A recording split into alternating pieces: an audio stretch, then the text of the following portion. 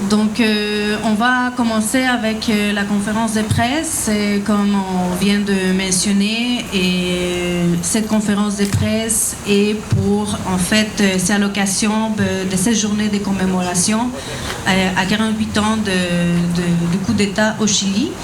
Et on profite de cette occasion, de cette journée, pour faire le lancement d'une campagne internationale, et spécifiquement une pétition en ligne pour la liberté de toutes les prisonnières et prisonniers politiques au Chili. Et aussi pour exiger l'approbation par le Sénat du Chili du projet de loi d'amnistie pour des raisons humanitaires.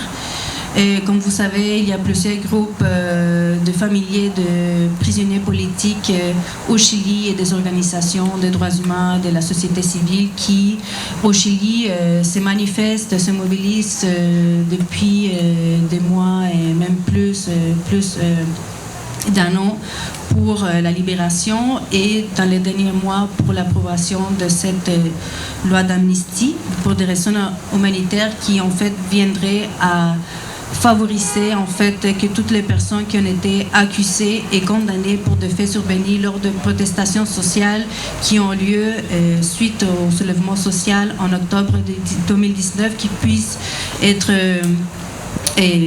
avoir l'amnistie. Donc en fait, cette pétition a été possible grâce au travail de dénonciation et de solidarité qui a mené plusieurs collectifs ici à Montréal. Donc je voudrais juste profiter de les nommer. Donc du Comité chilien pour les droits humains, les collectifs No Más Impunidad en Chile, Montréal, les comités pour les droits humains en Amérique latine, les collectifs Les droits de vivre en paix Montréal, Chile Despertó International Montréal et les collectifs Place de la Dignité. Donc, en fait,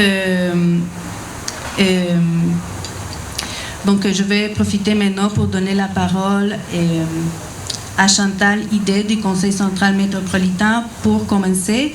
Donc, chaque personne va avoir environ 5 minutes pour prendre la parole. Et par la suite, quand vous avez fini d'intervenir, on va avoir une période de questions. Donc, bienvenue, merci pour être ici à cette conférence de presse pour l'appui à cette campagne. Merci beaucoup. Je m'appelle Chantal Hidé, je suis vice-présidente du Conseil central du Montréal métropolitain affilié à la CSN. Nous sommes réunis aujourd'hui ici pour commémorer le coup d'État au Chili, un coup d'État qui a porté Pinochet au pouvoir. S'ensuit une dictature militaire, plus de 3000 morts et disparus, plus de 38 000 torturés, des arrestations arbitraires et de nombreux exilés. Les Chicago Boys viennent réformer l'économie chilienne pour en faire un laboratoire du néolibéralisme. On privatise tout ou presque, de l'eau à l'éducation, en passant par les régimes de retraite. Les inégalités sociales augmentent. Certaines sources évaluent que le nombre de familles vivant dans la pauvreté augmente de presque 125% entre les années 70 et les années 90. Tout ça sous l'œil bienveillant des États-Unis et de nombreux États occidentaux, dont le Canada. Certains considèrent que Pinochet a sauvé le pays du communisme, mais c'est plutôt une descente aux enfers qui a été infligée au peuple chilien. Aujourd'hui encore, le Chili en subit les conséquences. Nous l'avons souvent entendu, les manifestations débutées en 2019, ce n'était pas pour 30 pesos, mais pour 30 ans. 30 ans de répression, 30 ans de néolibéralisme, 30 ans d'inégalités croissantes.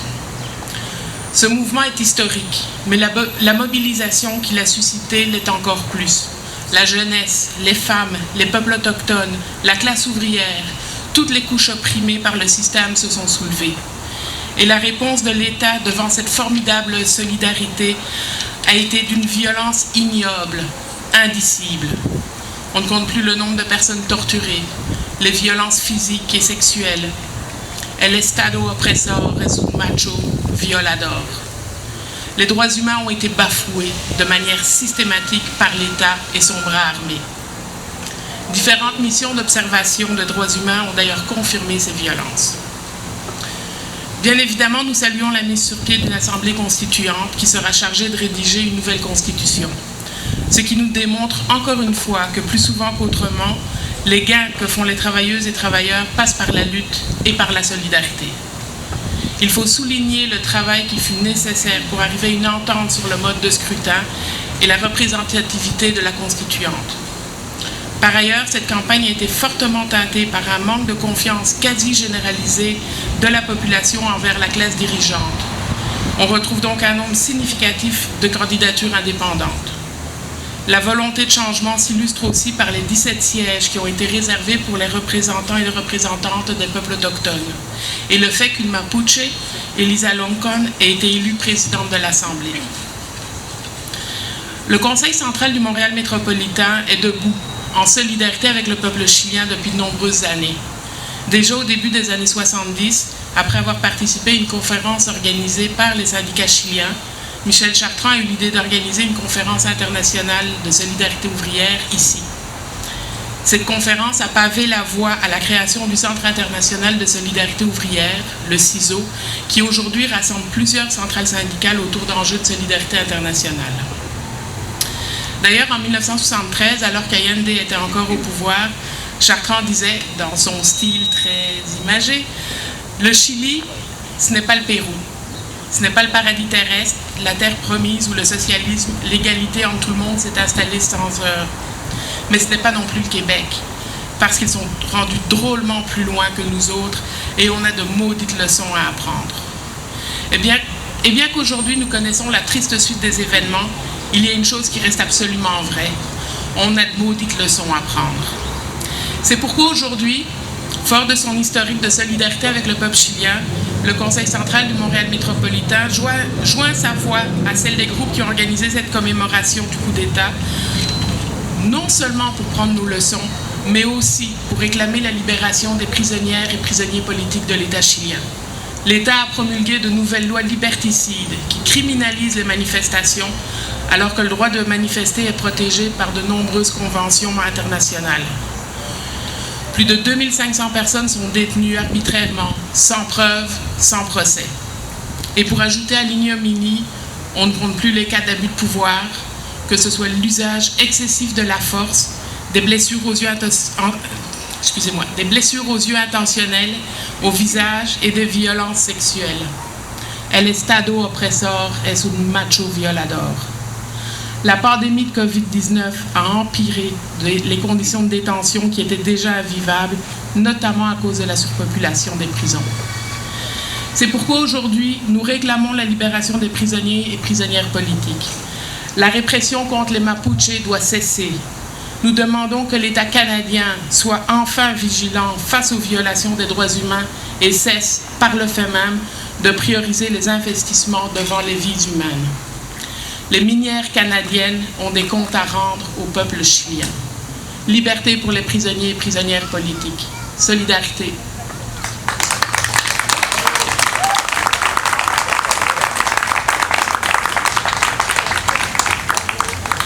Merci Chantal pour ton intervention de la part du Conseil central du Montréal métropolitain.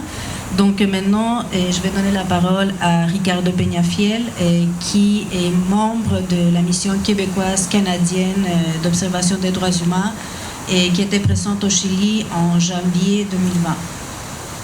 Merci. Après une aussi bonne intervention, je ne sais plus qu'est-ce qui me resterait à dire. Merci beaucoup Chantal. Oui, 48 ans déjà du coup d'État du Chili. J'ai été à la mission d'observation des droits humains au Chili après le soulèvement du 18 octobre et qui se poursuit encore aujourd'hui et qui nous a amené tout ça. Je vous remercie d'organiser. Merci. Je vous remercie d'organiser des événements pour la libération des prisonniers politiques de la Revuelta, donc du soulèvement, notamment parce qu'on a un processus constituant qui est dû à cette action, ce soulèvement populaire. Et pendant qu'on a des personnes qui sont en train de rédiger la première constitution démocratique du Chili, il y a des personnes en prison pour seulement avoir s'être soulevé contre un système oppressor.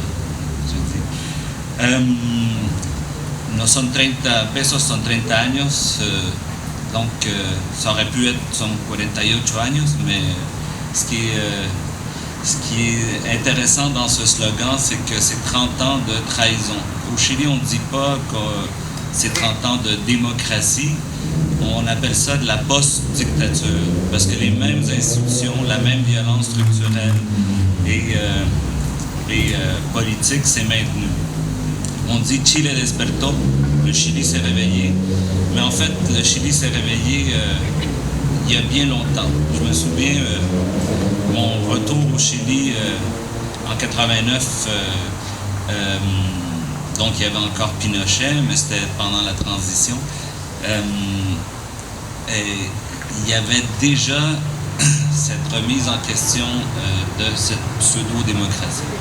Qu'est-ce qu'il faut? Cuando me acerco se pone a... Donc, le Chili était déjà réveillé, le peuple chilien était déjà réveillé. L'idée, c'est qu'on n'avait pas réussi à tout le monde sortir en même temps.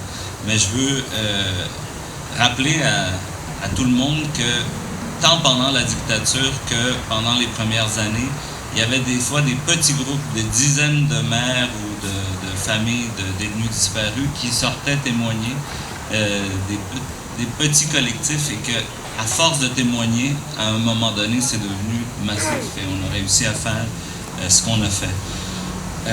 Comme membre de la mission aussi, je peux et je dois témoigner la mission d'observation des droits humains, c'est que malheureusement, il y a une continuité entre le coup d'État et la répression. ¿Qué pasa con eso? Es que cuando me acerco, bueno, tal vez alejar eso. Ya.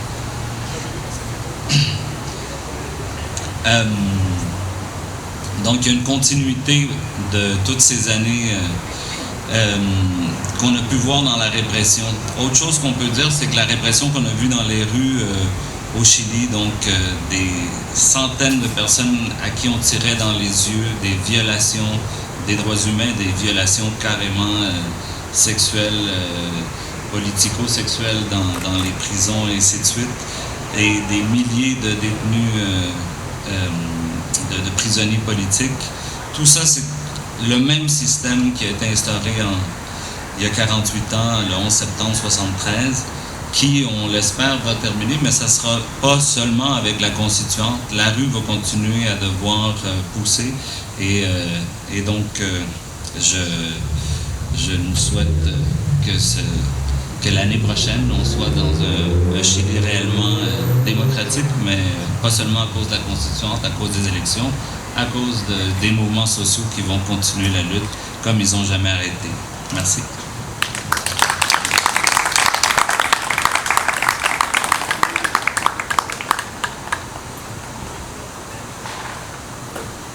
Bonjour, vous m'entendez? Je peux ajouter peut-être une dimension. Je peux ajouter une dimension particulière à ces rencontres d'aujourd'hui. Je peux tout d'abord dire que les peuples ont une longue histoire, nos vies sont très courtes. Je pense que quand j'étais prisonnier politique en 1973, les gens avec qui j'ai partagé la prison, les gens qui sont restés, seraient très orgueilleux aujourd'hui de savoir que notre jeunesse et beaucoup de monde ont repris la lutte pour ceux dont plusieurs ont donné la vie en 1973. Donc je pense que c'est très important de se souvenir de ces 48 ans dans la perspective d'un côté des droits humains, mais également les types de transformation que le peuple voulait en 1970, lorsque nous sommes venus à Genève, et les mobilisations que les gens ont fait à partir du 18 octobre. Il y a dans ces situations-là une situation d'espoir, de changement, de transformation. Et on est réunis aussi autour de la question des droits humains. Pourquoi? Parce que pour empêcher que le peuple puisse obtenir ces questions pour que tout le monde puisse avoir sa part de développement, d'allégresse, je dirais, parce que s'il y a une chose qui a caractérisé la période 70-75, je dirais au niveau des quartiers populaires, c'était une certaine joie de pouvoir faire les choses qui, finalement, grâce à un gouvernement qui répondait à ces aspirations, il pouvait commencer à faire. Donc, quand on parle aujourd'hui, qu'est-ce qu'on fait face à ce peuple qui s'est libéré, qui s'est réveillé le 18 octobre? Je pense que c'est fondamental de le faire dans une perspective de solidarité, mais de dénonciation des violations des droits humains. C'est-à-dire, les gens exigeaient plus de démocratie, ils exigeaient pouvoir, donc que la classe politique répond vraiment à ce que les gens ressentent, exigeaient des transformations, finir avec le néolibéralisme. Même le 18 octobre, c'était la réunion d'une série de mouvements qui sont commencés, je dirais, depuis la dictature militaire. Certainement, il faut dire, il y a eu, aujourd'hui c'est très clair que c'était trahison, erreur, etc. Mais le peuple chilien a essayé en 88 de dire, voilà, si, disons, tout le monde est prêt à faire cette transformation et retour à la démocratie d'une façon appropriée, on a essayé. Mais c'est précisément ce gouvernement de droite, précisément la question qui a été figée pendant 30 ans, qui ont fait en sorte que derrière cette question du système politique, il y a aussi la nécessaire transformation du néolibéralisme chilien. C'est-à-dire toute la politique d'extractivisme, toute la politique envers les peuples mapuche, résoudre les problèmes que Chili n'a jamais été un pays république homogène, que c'est un pays plurinational. Et dans cette perspective, ça doit être reconnu au niveau de la Constitution. Aujourd'hui, c'est un jour d'espoir, mais aussi la solidarité nécessaire et la campagne pour la libération des prisonniers politiques du réveil chilien, c'est très important. C'est à cause d'eux qui est possible, à cause des mobilisations, que c'est possible aujourd'hui de parler d'une convention constitutionnelle, même si ce n'est pas ce que tout le monde souhaitait, que c'était une assemblée constituante comme telle, mais en réalité, le paradoxe, c'est que ces gens-là qui ont exigé, qui ont été réprimés, et finalement ont obtenu ces avances qui existent aujourd'hui en termes de possibilités